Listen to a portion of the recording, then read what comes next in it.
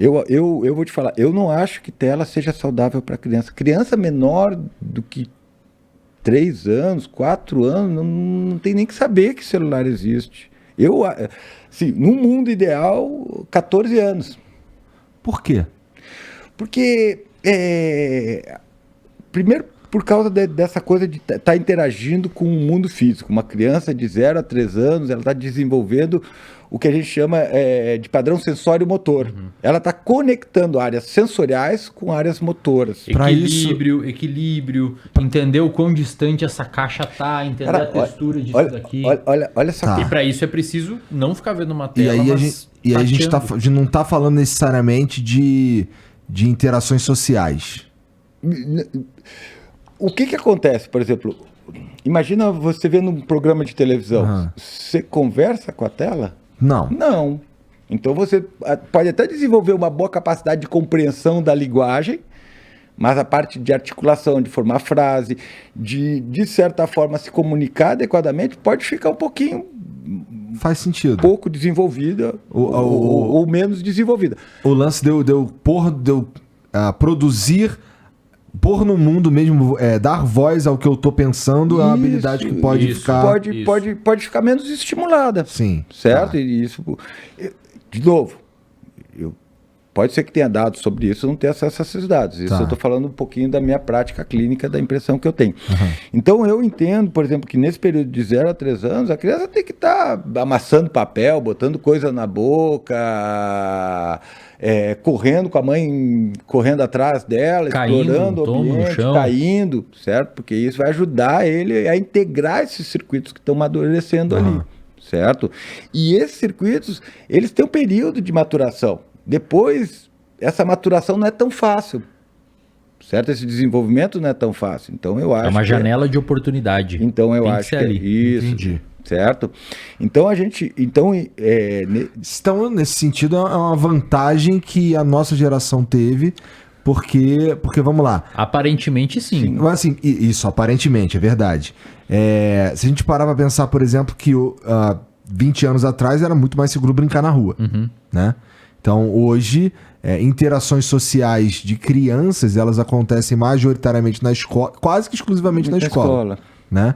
Então, significa que a gente acaba se encontrando numa circunstância que, de fato, as crianças terão mais essas habilidades verbais aí, ou de compreensão e não de execução, mais exacerbadas, né? Isso. Mas é aquilo que você falou, a gente não sabe em que medida isso é bom ou ruim. Vamos saber daqui a 20 anos. Vamos saber mais daqui por exemplo, o fato da criança muitas vezes desde pequenininha ali ficar muito sentada olhando uma tela e às vezes não desenvolver. Cara, a criança tem períodos onde ela aprende a sentar, onde ela começa a levantar e cair, não consegue ficar. É importante ter de uma forma... completa a exposição a esses comportamentos para que aqueles circuitos fiquem integrados. A criança está num cérebro muito plástico, ele é muito molengue, ele precisa de estímulo. Inclusive, se você... Às vezes, algumas crianças... A minha sobrinha foi assim quando nasceu. O meu sobrinho foi assim quando nasceu. Um olho por alguma razão, nasce com uma disfunção e tem algum reflexo ali que está prejudicado, indicando que aquele olho está hipofuncional. O médico normalmente fecha o outro. Porque aí, como o olho não está recebendo luz, as áreas lá atrás não se desenvolvem tanto e esse aqui chega no mesmo nível de desenvolvimento e depois você abre. Então, se você priva, por exemplo, você deixa uma criança, digamos, isso não vai acontecer, né? Mas um exemplo. Você priva a criança durante 1 ano de entrar luz, a área do cérebro envolvida por detectar luz atrofia. Cara, você precisa aprender a enxergar. Exato, você aprende a enxergar. Isso mesmo. Você aprende a ouvir, você aprende textura. Olha, cara, isso daqui, ele é pontudo. E os neurôniozinhos da ponta da sua mão começam a integrar isso e o teu córtex somatosensorial começa a hipertrofiar aquela região. Cara... Então a criança, quando de alguma forma está sendo privada desses estímulos, contato com a grama, contato com massinha de modelar, encostar, rasgar, puxar... e tá ali parada, as regiões daquele cérebro, em teoria, não estão sendo estimuladas. Pode ter algum prejuízo no futuro, não sabemos. Olha só que interessante isso que Wesley falou, porque isso é muito importante. Primeiro, essa coisa de aprender a ver. Quando você nasce, a criança enxerga, mas o sulco calcarino, a área visual primária, ela não está organizada nas camadas de dominância ocular. Isso vai depender da estimulação da luz e da visão da criança. Agora tem uma coisa que é fantástica na visão e que as pessoas não se dão conta, que é a visão de profundidade. Porque, por exemplo, para ver cores você tem receptor, certo? Para ver formas você tem receptores, mas para ver profundidade você não tem receptores, você vai ter que construir essa visão de profundidade. A imagem na retina ela é plana, certo? Como é que o cérebro calcula a profundidade? Por dados pictórios, né? Então, por exemplo, a sobreposição, essa coisa está na frente da outra, o tamanho relativo, as linhas de fundo, a luz, sombra, certo? Mas também pela binocularidade. Ou seja, o ponto onde a imagem encosta no olho esquerdo é diferente do ponto que ela encosta no olho direito. E o cérebro usa essa diferença para calcular a distância que as coisas estão da gente. Isso tem que ser aprendido. E a criança tem que conectar. E para ela aprender isso, ela precisa explorar o mundo. Ela precisa alcançar esse copo aqui para conseguir fazer a relação entre o que ela tá o que o cérebro está enxergando, a diferença desses pontos, e o copo. E além disso, depois que a criança pegou o copo, primeiro, para pegar o copo, ela tem que ter uma noção de onde o copo está em relação ao braço dela.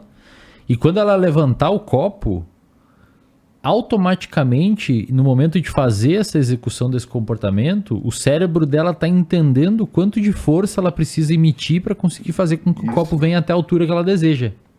Porque se ela fizer assim, ela vai levantar demais o copo. Se ela fizer assim, ela não vai conseguir pegar o copo. Você já viu como... É difícil, cara. Ensina um robô a abrir uma garrafa dessas. É uma trabalheira gigantesca, porque é muito difícil abrir uma garrafa dessas. O seu cérebro faz um cálculo absurdo para conseguir fazer isso aqui, ó. Primeiro, eu tive que pegar isso daqui. Segundo, não esmagar. Exato, não esmagar. Terceiro, eu tive que localizar, apertar o suficiente e ao mesmo tempo travar essa mão para a roda, para ela não girar todo. É muita coisa, cara. E nisso o meu cérebro vai ativando alguns músculos e inibindo outros até eu conseguir levantar. Abrir isso. E ao abrir isso, tem que trazer ele até a minha boca. Eu não posso trazer aqui, não posso virar antes. É um cálculo absurdamente complexo. E a criança tem que aprender isso, cara. É tudo aprendido. Você não nasce sabendo. E a melhor forma que você tem de aprender é se expondo a essas coisas. Você já viu que criança adora jogar coisa no chão? Já viu que 6 meses de idade, bota uma criança da cadeirinha, bota alguma coisa, ela joga no chão. Você bota de novo, o que ela vai fazer? Joga no chão. Porque é divertido pra caramba. Bom, a minha filha, ela era um pouco mais sacana que isso. Ela gostava de brincar na vila que eu morava, e aí ela chegava na varandinha aqui assim, pegava a chupeta, jogava lá embaixo. Papai, caiu. Vamos ter que pegar, né? Legal pra caramba. Ela vê o negócio diminuindo, a distância, o tempo que leva. É um cálculo infinito, certo? Se você for botar esse cálculo, que nem ele falou, para um robô fazer, são muitas coisas. E eu diria mais, se você ensinar uma criança a abrir isso aqui, também é difícil. Você pode dar instrução para ela, não vai saber, ela vai ter que ficar tentando e fazendo, e devagarzinho ela vai modelando o comportamento. É só pensar, quanto tempo a gente demora para aprender a caminhar, velho? 1 ano e pouco para aprender a caminhar. Não é fácil caminhar, hoje é fácil, mas a gente levou 1 ano e pouco para aprender.